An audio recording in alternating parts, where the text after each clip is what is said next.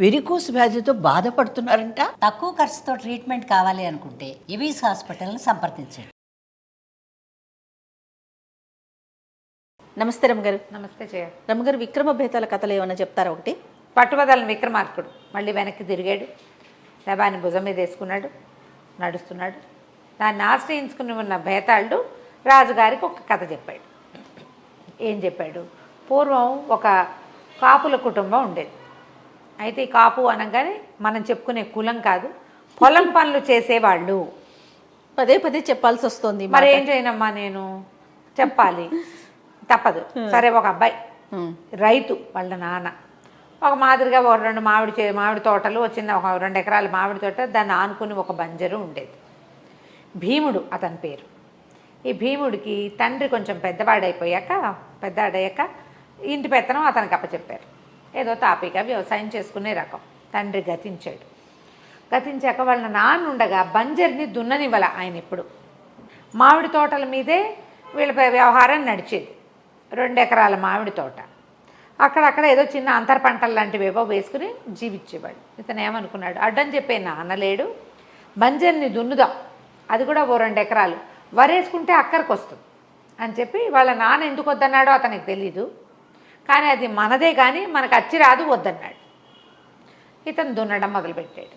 దున్నితే నాగలికి ఒక ఏదో పట్టుకుంది, తగిలింది. ఆ కాలంలో ఏంటంటే ఎవరినైనా సహాయాలు పిలవటం లేదు. 2 ఎకరాలు అనగా ఎంత, ఒక రైతు కాడుగట్టి నిదానంగా దున్నుకోవచ్చు.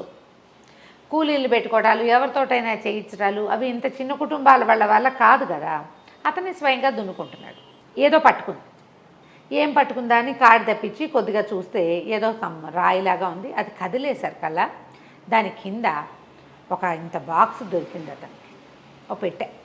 ఆ పెట్టె ఓపెన్ చేసి చూస్తే అందులో ఒక మణిహారం, ఒక రత్నహారం లాంటిది ఒక హారం కనపడింది. పక్కన ఒక తాళపత్రం కూడా ఉంది. అది ముకుందుడని ఒక ఆయన రాశాడు. ఆ తాళపత్రంలో ఏముందంటే, రత్నహారం చాలా మహామహిమాన్వితమైంది.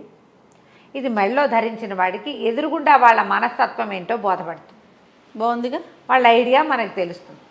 వాళ్ళు ఏమనుకుంటున్నారో ముందు మనకుగా తెలిసిపోతుంది.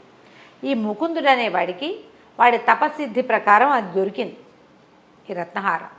అది అతను సంపాదించాక తొలి రోజుల్లో అతను చేసినవి 2-3 మంచి పనులు. ప్రతి వాళ్ళ మనసులో ఏముందో తెలుసుకుని వాళ్ళని బ్లాక్మెయిల్ చేసి ఆయన విపరీతంగా సంపాదించాడు. ఆయన క్రమంగా ఏం చేశాడంటే, రకరకాల వ్యవహారాలు జరిగినాయి. అయితే ఒకసారి ఆయన తన భార్య మనసులో ఏముందో తెలుసుకున్నాడు. ఎంత సంపాదించినా భార్య మనసు తన మీద లేదని తెలిసింది.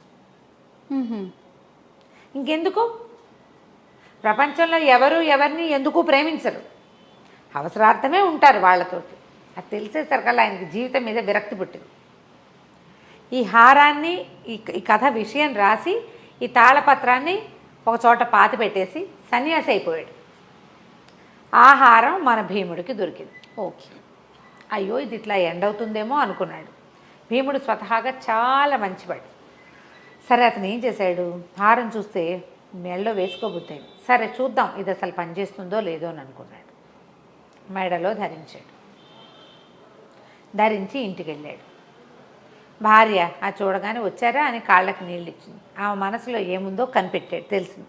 ఏమని, ఇంత కష్టపడతాడు, ఇప్పుడు ఆ బంజర్ దున్నకపోతే ఏమైంది, ఏదో ఉన్న దాంట్లో కలో గంజో ఇద్దరం ప్రేమగా బతుకుంటాం కదా అని అనుకుంటాను. సంతోషం వచ్చేసింది అతనికి. ఇదే సంతోషంలో ఇంకా చూద్దామనిపించింది. హారం తీయబుద్ధి కాల. అది ఒంటి మీద ఉన్నంతసేపు తెలిసిపోతుంది. ఆ బట్టల లోపల అతను వేసుకున్న హారం పెద్దగా ఎవరికీ కనపడలే, చొక్కా లోపల ఉంది.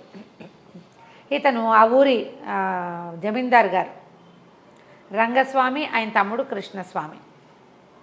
కృష్ణస్వామికి ఇతను కొంత డబ్బు బాకీ ఉన్నాడు భీముడు. ఆ డబ్బులు పట్టుకెళ్ళి ఇద్దామని డబ్బు ఉచ్చుకుని వెళ్ళేసరికల్లా కృష్ణస్వామి ఎవరితోటో మాట్లాడుతున్నాడు. ఇతను ఆ కృష్ణస్వామిని చూసేసరికి ఈయనకేమనిపించిందంటే, ఈ కృష్ణస్వామి వాళ్ళ అన్నయ్య జమీందారు రంగస్వామి గారిని చంపించబోతున్నాడు. ఈ ఇద్దరితో మాట్లాడుతున్నాడుగా, వీళ్ళిద్దరే అతన్ని చంపబోయేవాళ్ళు.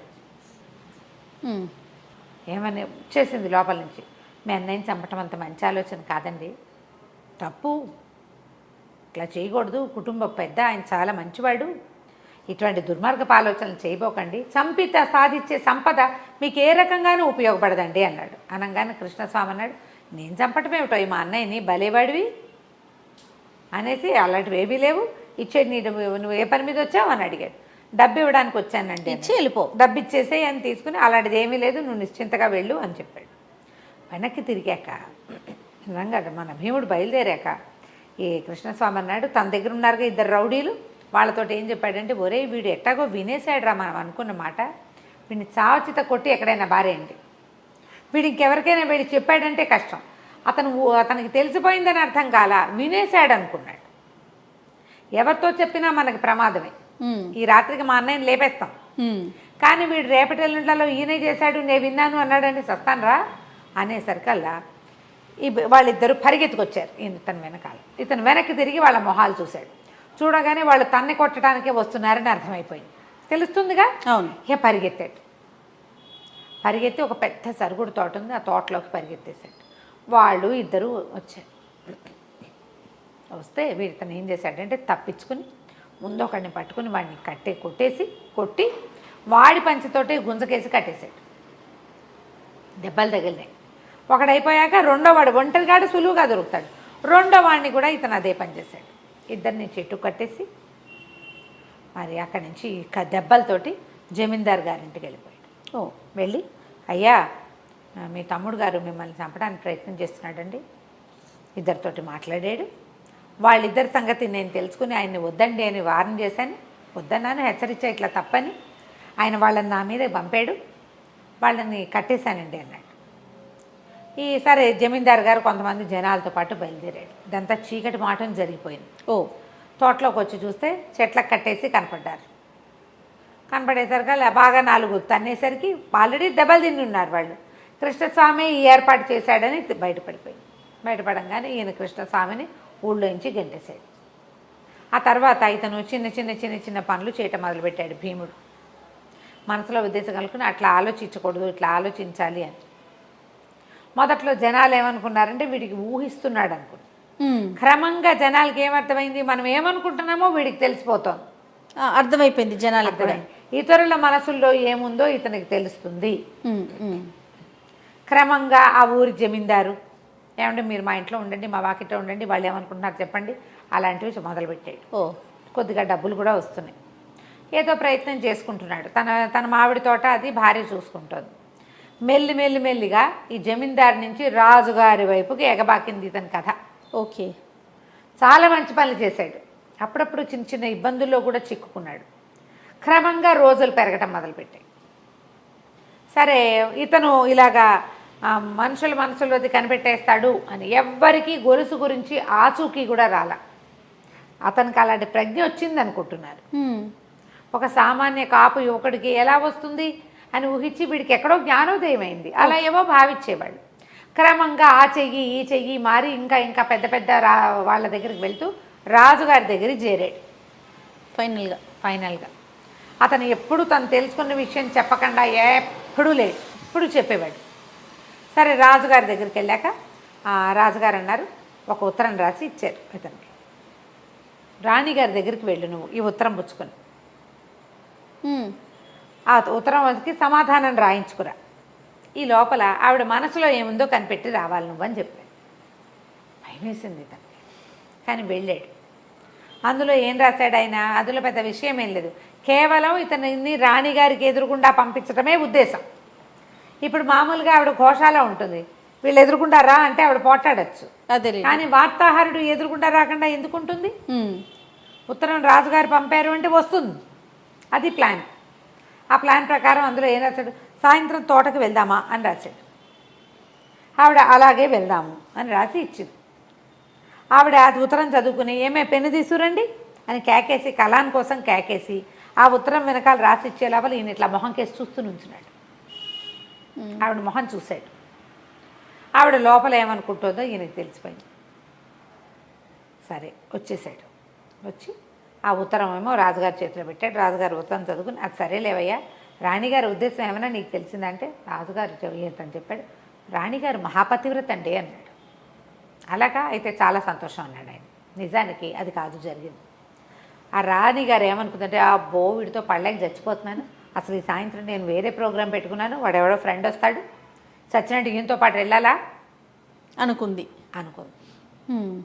అంటే ఏమిటి, ఆవిడకి స్నేహితులు ఉన్నారు, రాజుగారితో అంత లేదు, సఖ్యత లేదు. ఇప్పుడు రాజుగారికి మీ ఆవిడ మంచిది కాదు అని చెప్పాల్సి వచ్చింది అనుకో, అక్కడ ఏం చేస్తాడు, ఏం జరగబోతుంది? ఇప్పటిదాకా మంచి పనులు చేశాడు, ఇది కూడా మంచి పనేనేమో, కానీ ఆవిడ మరణానికి తన కారణం అయిపోతాడు. రాజుగారు సరిగ్గా ఉండకపోవటం వల్ల ఆయనకి తన ప్రవర్తన మీద తనకి డౌట్ ఉంది కాబట్టి అడిగాడు కదా. ఆవిడ మహాపతివ్రత అని చెప్పి ఇంటికి వెళ్ళంగానే భార్యతో చెప్పాడు, అమ్మ సంపాదించుకున్నవన్నీ మూటగట్టు, మనం ఈ దేశం వదిలిపెట్టి వెళ్ళిపోతాం అని చెప్పి ఒక కుంపటి వెలిగించి తన మెడలో ఉన్న ఆ హారాన్ని ఎత్తి అందులో పడేసాడు. ఓ, బూడిద కూడా మిగల, అది అతను చూస్తూ ఉండగా అలా కరిగి కరిగి ఆవిరైపోయింది. ఆ కుంపట్లో ఇప్పుడు మామూలుగా ఒక వస్తువు కాలిస్తే దాని ఆకారంలో బూడిద అవశేషం మిగులుతుంది. అవును కదా. ఏమీ లేదు, దానికి దండం పెట్టాడు, భార్యకి చెప్పాడు, ఇంకా మనం ఇక్కడ ఉండం. వెంటనే తట్టాబుట్ట అన్నీ సర్దుకుని ఇప్పటిదాకా రాజు నుంచి, సామంతుల నుంచి, జమీందారు నుంచి వచ్చిన సంపద అంతా పెట్టెలోకి ఎచ్చేసుకొని 2 రోజుల్లో తట్టాబుట్ట సర్దుకుని వెళ్ళిపోయాడు. ఈ కథ చెప్పాడు ఆయన బేతాళుడు.